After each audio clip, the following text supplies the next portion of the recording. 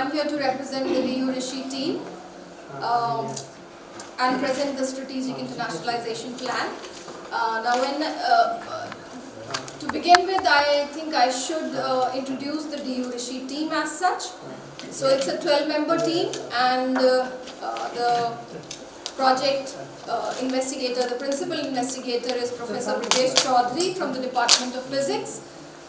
He's traveling, so he could not be here as such, but could not make himself available. But he sends his good wishes and for the 6th GM and particularly for the visitors from Spain.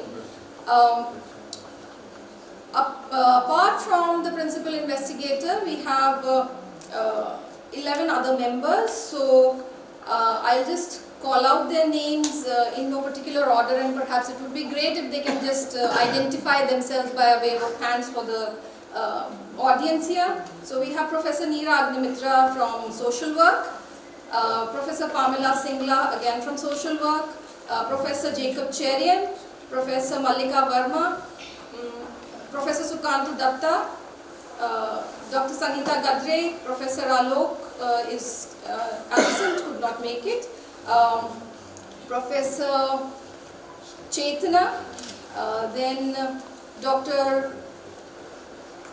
Sukanya again is missing, and I think I have mentioned Professor Sanjay Bhatt. Professor Sanjay Bhatt, yes, Professor Sanjay Bhatt is also here.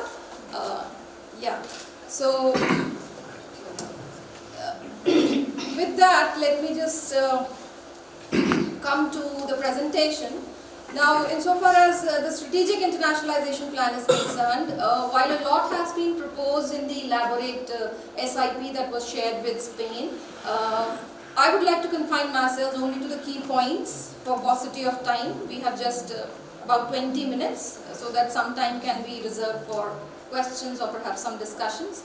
And before I begin, I think I should thank Dr. Ana Maria and Mr. Alfredo for giving their valuable feedback on the SIP. The 2 points which they highlighted were, one, time planning of actions proposed, that we should incorporate an elaborate time plan of our proposals in the SIP. And point number 2 was we should be involving other entities not directly connected with the project into the implementation of the project. These were the 2 feedback points that were there. Now, what I want to say on behalf of the entire DU Rishi team here on these 2 points is that the 2 are directly related, and I think I should start with the second one first, because the second one being involvement of other entities not directly connected with the project, because there are a number of stakeholders involved. I think I should clarify at the outset that stakeholders being the head of different departments, the foreign student registry, Dean International, Dean Academic, chairperson of the Research Council, the finance officer, and of course the registrar as well as the vice chancellor have to be involved at some level. So though we have identified the stakeholders briefly, it is a bit premature for us to be giving timelines, because it would require bringing these busy bodies together on the same table, discussing these timelines in detail. Right now, what we can say is that we are sincere in our efforts, and we hope to achieve the things that we have set out to achieve through this strategic internationalization plan that we have proposed. So, having clarified that, let me bring your attention to slide 2, because again, we are mindful of the fact that the SIP that we propose should reflect the University of Delhi's commitment to internationalization through action. tasks, all of which might not be, as in it would be humanly impossible for me to discuss all of those right now, but we have proposed a number of action-oriented tasks. And the point number 2, again, in proposing the SIP, we were very clear, the DU Rishi team was very clear that it should, whatever we propose, has to align and align well with the National Education Policy, NEP 2020.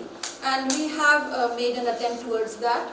And point number 3 is that yes, the SIP does propose revamping and restructuring of the curriculum only wherever it is needed to align with or to attain the global standards. And here the emphasis point is that it could be that since there are a number of disciplines involved when we talk about Delhi University, there could be many disciplines. Say for instance, in the Rishi team, we have 3 disciplines involved, right? So physics, broadly science, and one is law, and the third one is social work. So within these 3, there could be if I say that science perhaps is also that kind of a restructuring or revamping might not actually be required. So we are proposing a revamping, as how we read it, because many of the, as one of the speakers also was mentioning, and though it would amount to a repetition, but I think I should repeat that many of the goals of NEP, they align, or rather many of the goals of Rishi align with the National Education Policy, and so we expect and hope a smooth implementation of this strategic internationalization plan that we are proposing for DU in the coming times. So with that, let's come to, I would want to bring your attention to slide 3. Slide 3 that says developing incisive institutional strategy, and so it has 8 broad segments numbered from 1 to 8, and the same numbers have been retained here. So what was number 1, whether it's collaborative research, whether it's faculty development programs, or themselves in some way or the other with international projects, etc., etc. The idea basically is to introduce the idea projected through the SIP is basically to introduce this at all levels of academia, and not only at the entry level.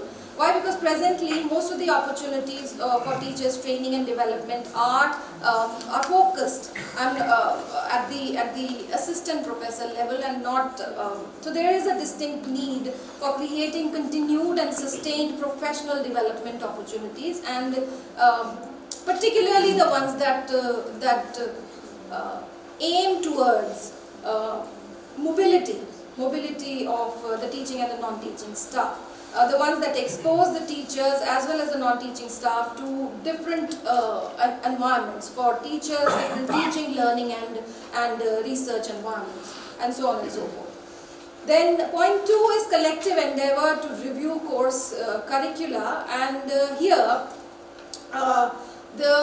we need to assess the requirement and scope for internationalizing the curriculum to create, so that it creates, there is a sort of a balance that results between the contextual, indigenous, local components and the internationally relevant components. So we need to strike a balance between the two. And then the third point is better attempts to reach out to other universities and exchange best practices.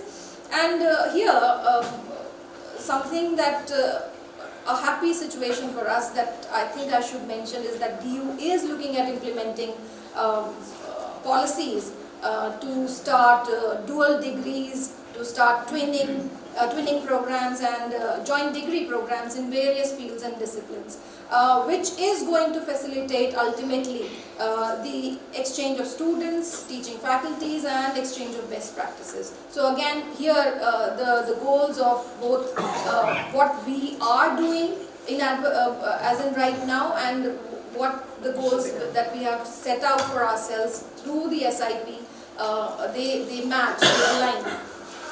So there is a certain synergy there. Yes, so slide 4, if you focus on slide 4, it refers to segment point concerning segment 2 of the SIP template, which was dealing with the strengthening the institutional, that is for me DU, international offices, and so as to ensure better positioning of DU towards internationalization. Now here again there was a lot of content, but I have picked up only 5 points, and I'll quickly go through those points. First is increased international partnerships and MOUs. So we are looking at the modest aim of the proposed SIP is that we are looking at that situation where the Delhi University signs at least a few new MOUs with reputed foreign institutions, with internationalization as the focus over the next 3 years.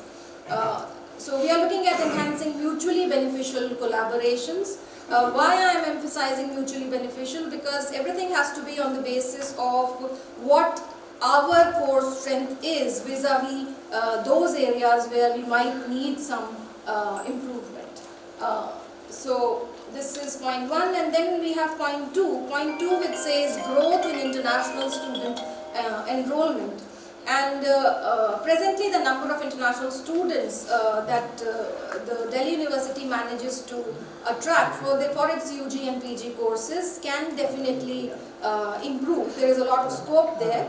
So we need to incorporate the internationalization agenda and then highlight our USPs, the unique selling points, in order to do that. And for this we propose and hope, again, through the SIP, to work very at hosting a few major international conferences and seminars with the hope of attracting participants from various countries. And again here, we need to sort of point this out here with an emphasis that through our Rishi workshops, the SL 1, 2, 3, 4 workshops that we had organized in the past, in DU, we have realized that one needs to look at internationalization holistically for it to work. So we need to rope in the higher administrative officials and the non-academic staff into the idea of internationalization for our internationalization goals to work. Also, there is so yeah, this is point 4, and then we have point 5, the last point, expansion of study abroad programs. And here the idea that the main thing that we are looking at is to increase the number of foreign students, but at the same time we are hoping to ensure that we manage to place our students as well in appropriate universities and teaching sort of learning institutions abroad. So there has to be some sort of a reciprocity in the entire transaction. Also, we are wanting to, in our SIP, we have included points regarding exploring opportunities for our faculty members for teaching and research assignments in foreign universities. So efforts would be made in this regard so that the foreign student registry and with the help of other authorities, we are able to concretize all this in some way. That is a sort of an actionable strategy that we have proposed in our SIP. And again, one happy news here is that with the full implementation of our national education policy, work is on at almost all the 5 stated levels. Almost all the 5 stated levels, particularly 1, 3 and 4.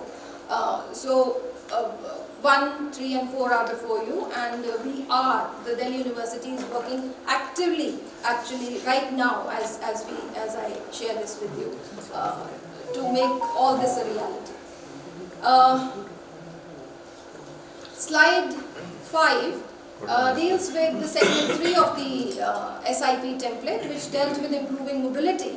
And here only 3 points I would like to make. One is streamlining mobility procedures. Second is expanding mobility procedures. And third is, if we can achieve that, evaluation of mobility quality, how we have fared in what we set out to achieve.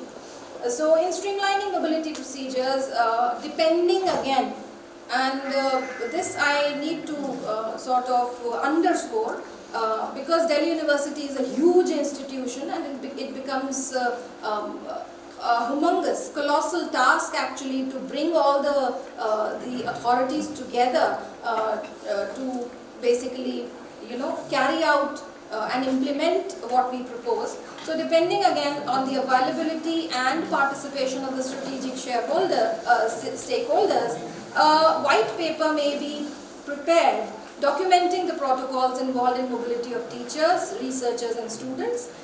Existing complex procedures and red tapeism would be streamlined, and some standard operating protocols can be proposed. Amongst the non-teaching staff as well, because presently, insofar as the non-teaching staff is concerned, there is a lot of scope of mobility quality, and here this actually is revolving around evaluation, that situation wherein the staff would evaluate the support that it has received, staff that is teaching as well as non-teaching staff. They are going to, through questionnaires and surveys, they are going to help us evaluate the support that they have received in regard mobility. Again, just to sum up this slide, regarding point 1 and 3, streamlining mobility procedures and evaluation of mobility quality, in particular, feedback and sharing of experiences sessions can be organized by the Delhi University, inviting students and staff who have had some mobility experience to share their best practices. The current incoming, and this is something that has been proposed as an action-oriented task in the detailed SIP that has been shared. So the current incoming students and staff can be asked to record brief videos describing their experiences and impressions on arrival or departure, as the case may be. They can record podcasts, etc. And all these can be then uploaded on the department's or perhaps the Delhi University's website for better guidance in future to the rest. So this is about slide 5, and let me come quickly to slide 6. Slide 6 is curriculum, internationalization and synergize. So identify that some areas pertaining to internationalization of curriculum, they still need a deeper understanding, and these include the 5 points that have been mentioned covered on the slide. So one is effective and realistic ways of bringing a balance between internationalization and indigenization of curriculum, and in this we need to particularly address the very young and new educators, because it's better to catch them young and train them towards internationalization. And again, another proposal is to also look at very old and experienced educators, because if the young need to learn, the old and experienced ones, they need to unlearn. So both points have been covered in the SIP that has been proposed. Point number 2 is stakeholders' perception to internationalization. Yes, it requires a shift, an important shift, because it is a general apprehension that internationalization of curriculum will lead to a loss of cultural and traditional sort of identity, and we need to kind of address that through seminars and workshops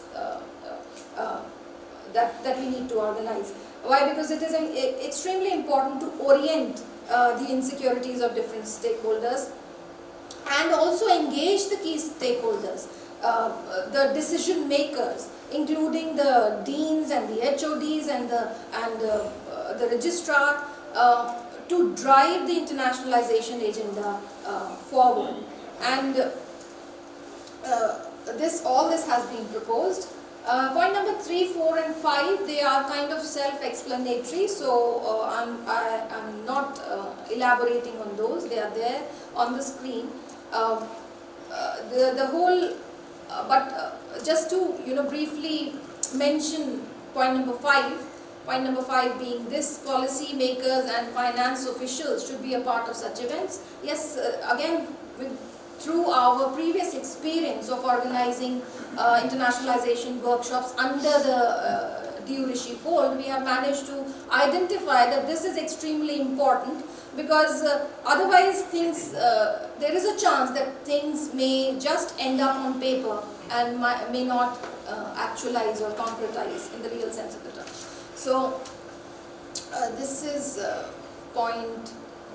this is slide 6. Yes. Yes, slide ability. And here there are 4 points that are mentioned. Insofar as increasing international visibility of the DU is concerned, see, all the previous 4 or 5 slides that have been covered, all of them actually point and gravitate towards increasing the visibility of DU across the globe. But in the slide, these 4 points, they are aimed at increasing the visibility of DU through research and writing collaborations. So that is the focused area or theme of this slide. And again, the 4 points, in my opinion and assessment, are self-explanatory, but I'll just briefly, read them out. Promote co-authored publications. Yes, there is a lot that we can improve here, and encourage greater participation in open calls for publications. And this is like across all departments and colleges. Actively invite partner universities to participate in these open calls, fostering collaboration and cross-cultural engagement. Implement initiatives to encourage and facilitate publications with co-authors from partner universities and promote international co-authorship. And for all this, of course, we would require an active involvement of the Delhi University Research Council, along with the head of the various departments, which we hope to, rope them in eventually in order to actualize this. So, together we can build capacities and learn from each other, and we remain committed to that. Thank you for your